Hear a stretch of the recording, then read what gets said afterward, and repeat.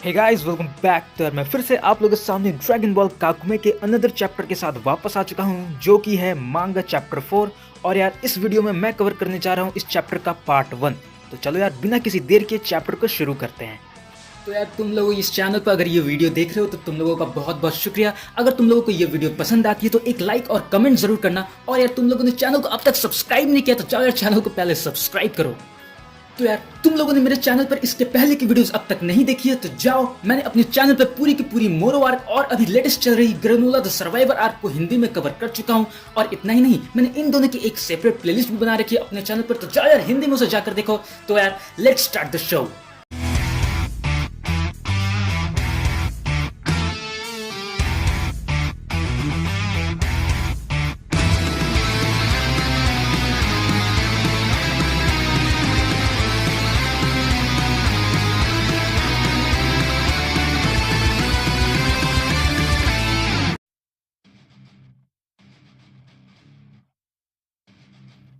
तो यार चैप्टर 4 का टाइटल है नोबल लेगेसी। तो यार सबसे पहले पैनल में हमें दिखाया जाता है कि कॉलीफ्लावर वेजिटा को देखकर शॉक्ड है कि ये यहाँ क्या कर रहा है। तभी उतने में ही काबा वहाँ पर आ जाता है और तभी वो कॉलीफ्लावर से पूछता है, हे कॉलीफ्लावर क्या हुआ उधर। तभी वो बोलती है, देखो जरा जिसे तुम अपना भगवान मानते हो ना वो यहाँ आ रखा है और उसने हमारी लोगों की बैंड बजा रखी है। तभी काबा सरप्राइज होकर पूछता है, क्या कहा मेरा भगवान, तुम किसकी बात कर रही हो। तभी वेजिटा उतने में ही बोलता है, बेवकूफ़ जैसी बात करना बंद करो और बच्चों जैसा बिहेव करना बंद करो, चुपचाप तुम लोग मुझे अपने किंग के पास अब ले चलो। तभी कॉलीफ्लावर ये सुनकर और भी ज्यादा गुस्से में भड़क जाती है और वो चिल्लाते हुए बोलती है, तुम्हारी प्रॉब्लम क्या है, एक तो पहले तुमने हमारे ही लोगों की पिटाई की और ऊपर से हमें ही ऑर्डर दे रहे हो। तभी वेजिटा मनी मन सोचता है कि इस लड़की में कुछ प्रॉब्लम तो है, बिल्कुल पागल कुत्ते जैसे ये बिहेव कर रही है। और उतने में ही काबा कॉलीफ्लावर को कस के पकड़ लेता है और तभी वो बोलती है, काबा छोड़ो मुझे। और तभी काबा वहां से चिल्लाकर बोलता है, मास्टर मैंने इसे पकड़ लिया है। मगर तभी वेजिटा उतने में ही केल से बोलता है, हे केल, जब तक ये दोनों की नौटंकी खत्म नहीं होती क्या तुम मुझे अपने किंग के पास ले चल सकती हो। तभी वेजिटा की ये बात सुनकर केल थोड़ी सी सरप्राइज्ड हो जाती है। कॉलीफ्लावर काबा को बेवकूफ बनाते हुए बोलती है, ओके ओके अब मैं ठीक हूँ, मैं शांत हूँ, प्लीज मुझे छोड़ दो। तभी काबा बोलता है, सच में। तो बोलती है, हाँ बिल्कुल। तभी वेजिटा उसकी चाल को समझ जाता है, बोलता है, काबा प्लीज उसे पकड़ कर रखो। मगर उतने में ही वो गुस्से में फिर से उसे छुड़ाकर वेजिटा पर अटैक करने की कोशिश करती है। मगर वेजिटा गुस्से में उतने में सुपर सैयन 2 में ट्रांसफॉर्म होकर एक डायरेक्ट किक कॉलीफ्लावर को मारता है। और उस डायरेक्ट किक के बाद कॉलीफ्लावर की हालत बिल्कुल खराब हो जाती है और ये देखकर केल भी बिल्कुल सरप्राइज हो जाती है और गुस्से में आकर बोलती है, सिस। मगर उतने में ही कॉलीफ्लावर बेहोश होकर वहीं पर नीचे ज़मीन पर गिर जाती है। तभी उतने में ही काबा वहाँ पर दौड़ता दौड़ता आता है और बोलता है, कॉलीफ्लावर क्या तुम ठीक हो। और उतने में ही दूसरी तरफ काबा और केल मिलकर कॉलीफ्लावर को संभाल रहे होते हैं। और तभी वेजिटा बोलता है, क्यों अब तुम्हें किस बात का इंतजार है, जल्दी करो, क्या तुम चाहते हो मैं ये सब फिर से रिपीट करूं। और तभी फिर हमें दिखाया जाता है एक दूसरा प्लैनेट जिसका नाम होता है प्लैनेट पिलार, जहां पर कि हिट खड़ा होता है और वहां की जमीन बिल्कुल बंजर जैसी होती है। और वहीं पर दूसरी तरफ एक पेड़ के पीछे फ्रॉस्ट छुपा होता है और पेड़ के पीछे छुपकर फ्रॉस्ट मनी मनी सोच रहा था कि कितनी गर्म जगह है, यहाँ पर तो मैं बड़ी मुश्किल से सांस भी नहीं ले पा रहा। और तभी हिट धीरे धीरे आगे बढ़ता है, उसे कुछ फील होता है। और तभी हिट को अपनी फाइटिंग पोजीशन में देखकर फ्रॉस्ट घबरा जाता है और उसे लगता है कि हिट उस पर कोई भी असासिनेशन वाली कोई टेक्निक यूज करने वाला है।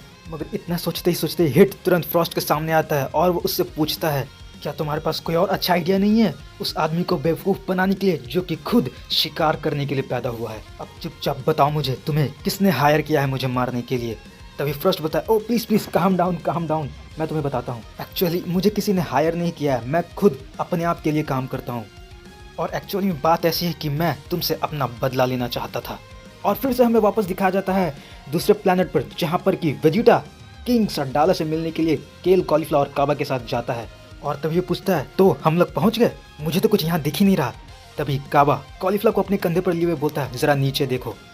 तभी हमें दिखाया जाता है किंग सडालास प्लेस, जो कि बिल्कुल एक अंडरग्राउंड सुरंग के जैसा होता है। तभी उस जगह को देखकर वेजिटा स्माइल करता है और तभी वहाँ पर काम करने वाले लोगों को देखकर काबा पूछता है, क्या आप लोग हमें इस लिफ्ट पर से किंग के पास लेके चल सकते हो। और तभी वो लोग काबा को हाई बोलते हैं और उन सभी को उस लिफ्ट पर बिठा लेते हैं। और तभी उनमें से एक वर्कर उस लिफ्ट में वेजिटा को देखकर पूछता है, तो आपका नाम वेजिटा है राइट, वैसे मैंने पहले कभी आपको यहाँ देखा नहीं है, आप वैसे हो कहाँ से।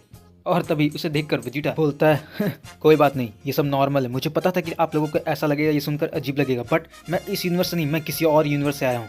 मगर उस वर्कर को वेजिटा की बातों का विश्वास नहीं था। वो हंसने लगता, उसे लगता वो मजाक कर रहा है और बोलता है आप मजाक कर रहे हैं ना। और तभी उतने में ही कॉलीफ्लावर की नींद खुल जाती है और उसे लगता है कि उसे वो लोग किडनैप करके कहीं और लेके जा रहे हैं। और तभी वो फिर से वेजिटा को देखकर चिल्लाने लगती है, यू बास्टर्ड, तुमने मुझे किडनैप कर लिया और मुझे कहीं और लेकर जा रहे हो। और तभी काबा उतने में ही कॉलीफ्लावर को संभालने की कोशिश करता है, मगर फिर और उनकी इतनी सारी झगड़े और बकवास को सुनने के बाद वहाँ पर उस महल में रहने वाले जितने भी गार्ड्स वगैरह होते हैं वो सभी परेशान हो जाते हैं। वो सोचते हैं कि ये आखिर कौन आ गया इस महल में।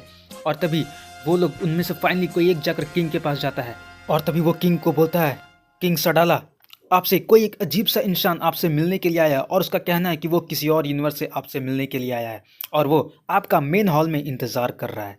और इसकी बातों को सुनने के बाद किंग सडाला खुद सामने आते हैं और बोलते हैं अगर ऐसा है तो हमें चलकर उससे मिलना चाहिए। और तभी finally Vegeta the Prince of all science of the 7th universe की मुलाकात हो जाती है यूनिवर्स 6 के किंग सडाला से। और तभी मिलने के बाद दोनों आपस में एक दूसरे के हाथ मिलाते हैं और तभी किंग सडाला वेजिटा को अपने आप को इंट्रोड्यूस करते हुए बोलते हैं कि मैं किंग सडाला हूँ और आपका नाम क्या है। और वो तभी बोलता है वेजिटा। और तभी किंग सडाला वेजिटा से पूछते हैं कि मैंने सुना है कि आप किसी और यूनिवर्स से आए हो, आपकी स्टोरी क्या है, आप आखिर यहाँ कर क्या रहे हो। तभी वेजिटा डायरेक्ट बोलता है मैं यहाँ किसी स्टोरी सुनने या सुनाने नहीं आया हूँ, मैं यहाँ किसी और काम से आया हूँ। और वेजिटा की इस तरीके की बातों को सुनकर किंग सडाला थोड़े से सरप्राइज हो जाते हैं और वहीं पर केल, कॉलीफ्लावर और काबा भी काफ़ी ज़्यादा घबरा जाते हैं कि वो किंग सडाला से इस तरह से कैसे बातें कर रहा है। मगर फिर तभी किंग सडाला बोलते हैं कि किसी की भी स्टोरी सुनना या अपनी स्टोरी किसी और को सुनाना कभी भी एक वेस्ट ऑफ टाइम नहीं होता है। क्यों, मैंने ठीक कहा ना।